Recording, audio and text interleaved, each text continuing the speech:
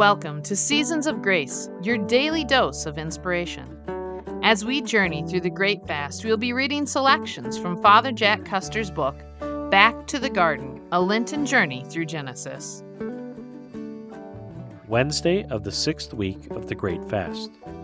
We read from the book of Genesis, chapter 43, verses 26 through 31, and chapter 45, verses 1 through 16.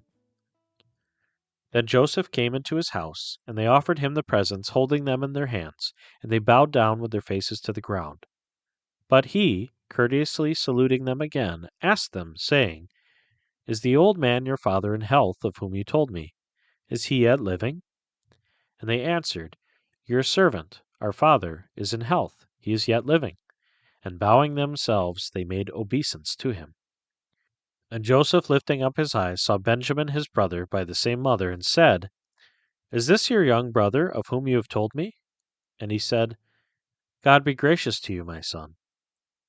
And he made haste, because his heart was moved upon his brother, and tears gushed out, and going into his chamber he wept.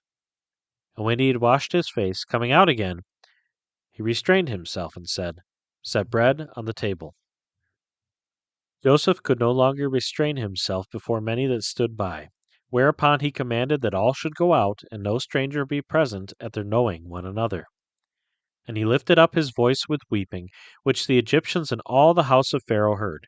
And he said to his brothers, "I am Joseph. Is my father yet living?" His brothers could not answer him, being struck with exceeding great fear. And he said mildly to them, "Come nearer to me." And when they were come nearer to him, he said, "I am Joseph, your brother, whom you sold into Egypt. Be not afraid, and let it not seem to you a hard case that you sold me into these countries, for God sent me before you into Egypt for your preservation. For it is 2 years since the famine began to be upon the land, and 5 years more remain, wherein there can neither be plowing nor reaping. And God sent me before you, that you may be preserved upon the earth, and may have food to live. Not by your counsel was I sent here, but by the will of God, who has made me, as it were, a father to Pharaoh, and lord of his whole house, and governor in all the land of Egypt. Make haste, and go you up to my father, and say to him, Thus says your son Joseph, God has made me lord of the whole land of Egypt. Come down to me, linger not. And you shall dwell in the land of Goshen, and you shall be near me, you and your sons and your sons' sons, your sheep and your herds, and all things that you have.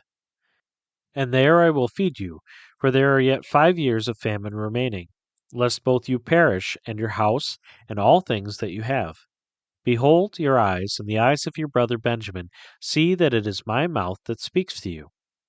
You shall tell my father of all my glory, and all things that you have seen in Egypt. Make haste, and bring him to me. And falling upon the neck of his brother Benjamin, he embraced him, and wept. And Benjamin in like manner wept also on his neck. And Joseph kissed all his brothers, and wept upon every one of them, after which they were emboldened to speak to him. And it was heard, and the fame was abroad in the king's court, the brothers of Joseph are come, and Pharaoh with all his family was glad. Jacob plays a minor role in today's reading. He is referred to, but makes no appearance. The focus shifts to his son Joseph, who was sold into slavery in Egypt by his brothers, and has now risen to be second only to Pharaoh in power. Those same brothers now appear before Joseph, needing help during a time of famine. What must have been going through Joseph's mind as he spoke to his brothers? Did he feel anger, resentment, regret for everything he had missed at home? Perhaps the thought of an easy revenge flashed through his mind. If he felt any of these emotions, they were short-lived. The reading says Joseph could no longer control himself. He is in fact overcome with emotion, overcome with compassion and love for the brothers who sinned against him so cruelly. In this, Joseph is a type of Christ. This means he is like Jesus in some way and points to Jesus and his saving work. Joseph could have lashed out in anger at his brothers. As a powerful man, he could have exacted a revenge as equally cruel as their sin against him. But instead, unable to control himself, he embraces his brothers with love and forgiveness. The brothers are amazed and frightened by this display. It's too good to be true. There must be a catch. There must be another shoe about to drop. The goodness they experience in Joseph is alien to them. Because of their own sin, they can't imagine such forgiveness. But it is real. There will be no reprisals, only a family reunited. Joseph tells us something about God and our relationship to Him. Many people have a distorted image of God. They may see Him as a Santa Claus who's there to dole out gifts and favors.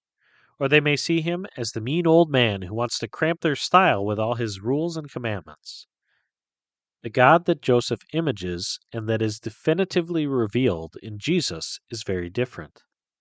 This God doesn't just love, He is love.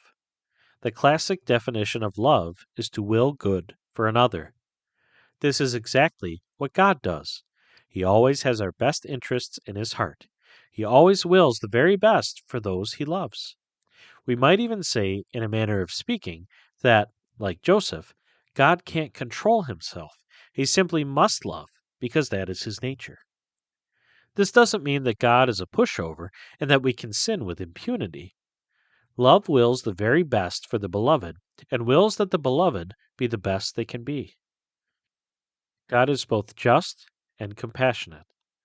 But if we are to emphasize one aspect of God's character, it is truer to speak of His compassion and forgiveness.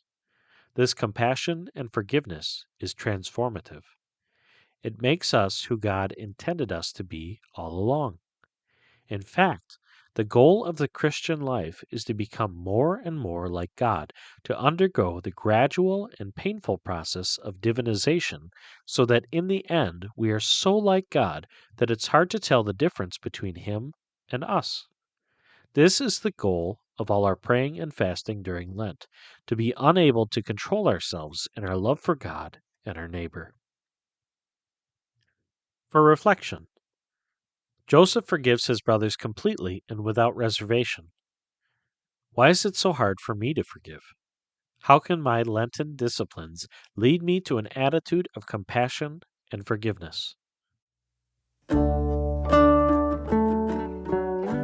Thank you for listening to Seasons of Grace. If you would like to send this episode to a friend or listen again, please visit godwithusradio.org. You can also find previous and future episodes on Spotify, Apple Podcasts, and almost everywhere podcasts are available.